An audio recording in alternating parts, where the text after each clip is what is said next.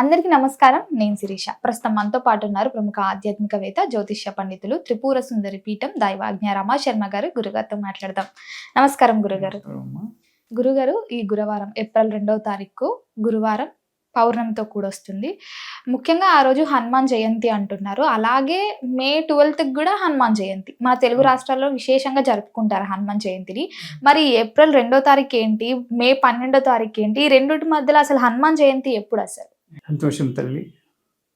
గురు బ్రహ్మ గురు విష్ణు గురుదేవో మహేశ్వర గురు సాక్షాత్ పరబ్రహ్మ తస్మై శ్రీ గురవే నమః. శ్రీమాత్రే నమః. అంజనేయం మహావీరం బ్రహ్మ విష్ణు శివాత్మకం అరుణార్కః ప్రభం శాంతం రామదూతం నమామ్యహం. హనుమత్ జయంతి వేరు, హనుమంతుడు పుట్టినరోజు వేరు, హనుమంతుని విజయోత్సవం అనేటువంటిది చైత్ర శుద్ధ పూర్ణిమ నాడు హనుమంతుడు విజయోత్సవం.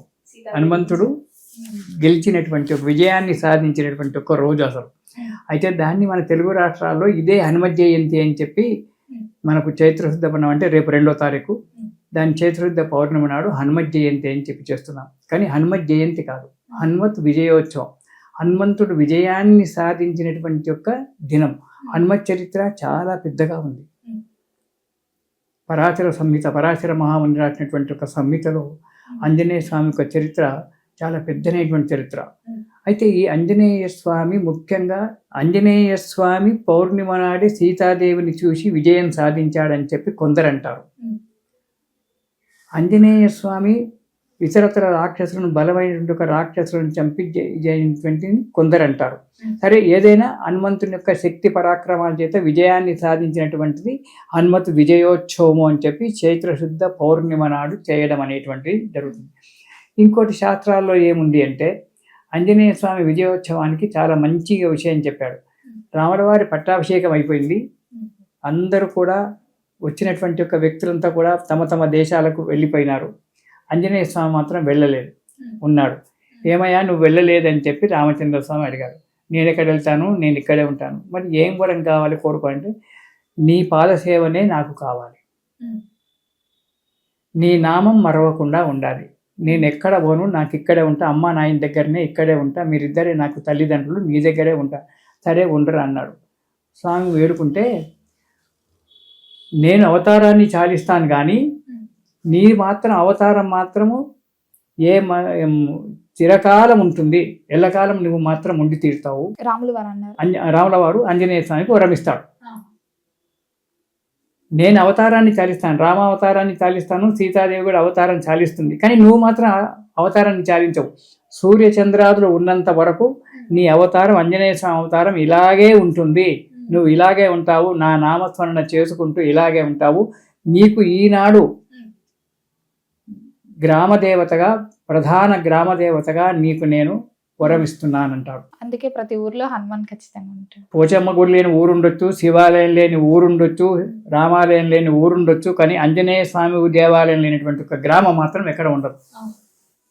10 గుడిసెలున్న 10 కుంపలున్న ఊరిలోనైనా 10 గుడిసెలున్న ఊరిలో అయినా ఆంజనేయ స్వామి విగ్రహం పెట్టుకుంటారు. అది ప్రధాన గ్రామదేవతగా ఉంటాను, ఆ గ్రామాన్ని నువ్వు రక్షిస్తూ ఉండని చెప్పి చెప్పడము చైత్రశుద్ధ పౌర్ణమి నాడు జరిగింది అని చెప్పి కొందరు పెద్దలు చెప్పడం వల్ల ఈరోజు ఆంజనేయ స్వామి విజయోత్సవం చేసుకోవాలి అన్నారు. ఇది ఆంజనేయ స్వామి చిరంజీవిగా విజయం సంపాదించుకోవడం. ఇప్పటికీ ఆంజనేయ స్వామి మన బదరీవనంలో, హిమాలయ పర్వతాలలో బదరికాశ్రమంలో జీవించి ఉన్నాడు అని చెప్పి అంటారు. కొందరు మేము చూశామని చెప్పి కొందరు పెద్ద పెద్ద మహానుభావులు, తపస్సంపన్నులు కూడా చెప్పినారు. ఆంజనేయ స్వామి మన హిమాలయ పర్వతాలలో బదరీవనంలో, అక్కడ ఆ బదరీకొన ఆశ్రమంలో అక్కడ ఉన్నాడు, కనబడతాడు అని చెప్పి చెప్తుంటారు. సరే, ఉంటే ఉండొచ్చు, ఈ మనం నేత్రాలకు అంత శక్తి సంపన్న మనం సంపాదించుకుంటే కనబడుతూ ఉండొచ్చు. అశ్వత్థామ, ఆంజనేయుడు వీళ్ళంతా కూడా చిరంజీవులు కాబట్టి వాళ్ళు కనబడుతుంటారు. ఆంజనేయ స్వామి ఇప్పటికి కూడా ఉన్నాడు. కాబట్టి అలాంటి ఆంజనేయ స్వామికి అలాంటి విజయోత్సవం జరిగింది కాబట్టి రేపు 2వ తారీఖు నాడు ఆంజనేయ స్వామి యొక్క విజయోత్సవం చేసుకోవాలి. ఆ రోజు కూడా స్వామివారికి పూజ చేసుకోవడము, హనుమాన్ చాలీసా, సుందరకాండ పారాయణం చేయడము, హనుమాన్ చాలీసా చదువుకోవడము, స్వామి యొక్క అనుగ్రహాన్ని పొంది నీకు ఎలా విజయం జరిగిందో మాకు కూడా అలాగే ఇస్తే బాగుంటుంది స్వామి అని చెప్పి ఆ స్వామిని వేడుకోవడము. హనుమత్ విజయోత్సవము చైత్రశుద్ధ పౌర్ణమి నాడు, వైశాఖ బహుళ దశమి నాడు, అంటే ఈ సంవత్సరం మే 12 వస్తుంది. అవును. వైశాఖ బహుళ దశమి నాడు మంగళవారం నాడు ఆంజనేయ స్వామి జన్మించాడు. మంగళవారం. అందుకే మంగళవారం ఆంజనేయ స్వామికి ఇష్టం. వైశాఖే కృష్ణపక్షే దశమ్యాం పూర్వభాద్ర నక్షత్రే జాతం అని చెప్తాడు పరాశర సంహితలో. వైశాఖ మాసంలో పూర్ణమ తర్వాత వచ్చే దశమి నాడు పూర్వభాద్ర నక్షత్రంలో మంగళవారం నాడు ఆంజనేయ స్వామి జన్మించాడు. అది జన్మదినం. అయితే ఈ జన్మదినానికి విజయోత్సవానికి జన్మదినానికి మధ్యాహ్నం 40 రోజులు ఉంటుంది కదా. అవును. అప్పుడు ఏం చేయాలి? హనుమత్ దీక్ష తీసుకుంటామని అంటారు. వాళ్ళు ఏం చేయాలంటే చైత్రశుద్ధ పౌర్ణమి నాడు మాలాధారణ చేయాలి, దీక్ష తీసుకోవాలి. అంటే ఏప్రిల్ 2వ తారీఖు తీసుకుందాం. రేపు 2వ తారీఖు, ఈ సంవత్సరం ఏప్రిల్ 2వ తారీఖు నాడు మాలాధారణ దీక్ష తీసుకొని అక్కడి నుంచి రామనామ స్మరణ, మన ఈ స్మరణ చేసుకుని ఆంజనేయ స్వామి స్మరణ చేసుకుంటూ ఆ దీక్షా కార్యక్రమాన్ని చేయాలి. చేసి మన 12వ తారీఖు మే 12వ తారీఖు హనుమత్ జయంతి. ఆ జయంతి నాడు ఈ మధ్యన 40 రోజులు దీక్షా కార్యక్రమం పూర్తవుతుంది కాబట్టి ఆనాడు దీక్ష విరమించుకోవాలి. ఏదైనా ఆంజనేయ స్వామి దేవాలయానికి వెళ్ళి, లేదా మీకు నచ్చిన ఆంజనేయ స్వామి దేవాలయం ఎక్కడైనా వెళ్ళి ఆంజనేయ స్వామి యొక్క దీక్షా విరమణ చేసుకోవాలి. ఈ దీక్షలో ఉన్నప్పుడు ఏం చేయాలి? దీక్షలో ఉన్నప్పుడు ఆంజనేయ స్వామి ఎరుపు రంగు బట్టలు కట్టుకున్నాడు కాబట్టి వీళ్ళు కూడా ఎరుపు రంగు బట్టలు, కాషాయం రంగు బట్టలు కట్టుకోవాలి. నిరంతరం రామనామ స్మరణ, ఆంజనేయ స్వామి స్మరణ చేస్తుంటే మాల వేసుకొని మెడలో టవల్ వేసుకొని తిరిగితే నేను మాల వేసుకున్నా అంటే కాదు. సత్యము ధర్మముతో ఉండాలి, దాన ధర్మాలు చేస్తూ ఉండాలి. ఒక పూట భోజనం చేయాలి, ఒకటే పూట భోజనం. మళ్ళీ మధ్యాహ్నం నేను టిఫిన్ చేస్తా, ఇది చేస్తా అంటే కూడా కాదు. ఒక పూట భోజనం చేయాలి, అది కూడా సాత్విక ఆహారం తీసుకోవాలి. అంటే వెల్లుల్లి అవన్నీ కూడా మానేశారు. సాత్వికమైన ఆహారం. సామాన్యంగా దీక్షలో ఉన్నప్పుడు హవిస్సు తినమన్నారు. హవిస్సు అంటే యజ్ఞానికి మేము వంట చేస్తాం, బియ్యంలోనే పెసరపప్పు కలిపి వండేస్తాం. వండేసి అది హోమానికి వాడతాం. అదే అలాంటి అన్నమే ఇంత మజ్జిగనో పారో పోసుకొని, పెరుగు వాడొద్దు, మజ్జిగనో పారో పోసుకొని తినాలి. పెరుగు వాడకూడదు. అంటే ఇప్పుడు ఈ దీక్షలో ఉన్నప్పుడు ఇవన్నీ వాడకూడదు. సుఖకరమైనటువంటి ఒక ఆహారాన్ని తీసుకోవద్దు. సుఖకరమైనటువంటి ఒక ఆహారాన్ని కనుక తీసుకున్నట్టయితే మన చంచల్యం జరుగుతుంది. పెరుగు పోసుకొని తిన్నా అంటే నిద్ర వస్తుంది. నువ్వు రామరామ అని ఏమంటావు? కడుపు నిండా భోంచేస్తే ఏమంటావు? నిద్ర వస్తుంది, చేత కాదు. కాబట్టి సాత్వికమైన ఆహారము, మితాహారము తీసుకొని నిరంతరము రామనామంతో పాటు ఆంజనేయ నామనామం 2 చేయాలి. ఒకటి ఆంజనేయ నామస్మరణ చేస్తే నాకు రాముల వారు అవసరం లేదంటే కాదు. రాముడు చెప్పండి ఆంజనేయ స్వామి పనిచేయడు, గురువుగారు చెప్పండి శిష్యుడు పనిచేయడు. కాబట్టి ఇటు రామనామస్మరణ, ఇటు ఆంజనేయ నామస్మరణ 2 శ్రవణం చేసుకుంటూ హాయిగా ఒక పూట భోజనం చేసుకుంటూ, 2 ఉభయ సంధ్యలలో స్నానం చేసుకుంటూ, అహంకారం లేకుండా, గర్వం లేకుండా, ఎవడన్నా వాడు తిట్టాడనుకో, తిట్టాడులే అనేటువంటి ఒక భావనతో ఉండాలి. అలా ఉండాలి. అంతేగాని మళ్ళీ ఎదురు మాట్లాడము చేయడం అనేటువంటి ఉండకుండా ఆ భగవంతుని నామస్మరణ చేసుకుంటూ రాత్రిపూట మంచం మీద పడుకోకుండా కింద పడుకోవాలి. భూమి మీద పడుకోవద్దు, కింద ఏదో మామూలు వస్త్రం వేసుకొని ఆ వస్త్రం మీద శయనించాలి. మనం కట్టుకునేటువంటి ఒక బట్టలు మంచిగా శుభ్రంగా ఉండాలి. ఒకరో స్వామీజీని చూస్తుంటాము, వాళ్ళు నన్ను క్షమించాలి, బట్టల్లో దుమ్ము పట్టి ఉంటుంది, అలాంటి దుమ్ము బట్టలు కట్టుకోమని చెప్పి ఏ గురువు గారు చెప్పరు, ఏ దేవుడు చెప్పలేదు. బట్టలను శుభ్రంగా ఉతుక్కొని కట్టుకోండి.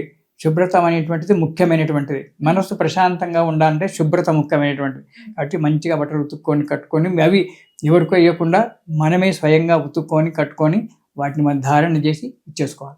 12వ తారీఖు, ఈ సంవత్సరం 12వ తారీఖు నాడు హనుమత్ జయంతి వస్తుంది. ఆనాడు హనుమత్ జయంతిని చెయ్యాలి. ఆనాడు జయంతి పూజ, ఆంజనేయ స్వామికి అభిషేకాలు చేసుకోవడము, ఈనాడైనా ఆనాడైనా ఆంజనేయ స్వామికి అభిషేకాలు చేసుకోవడము, హనుమాన్ చాలీసా, సుందరాకాండ ఇలాంటి పారాయణాలు చేయడము.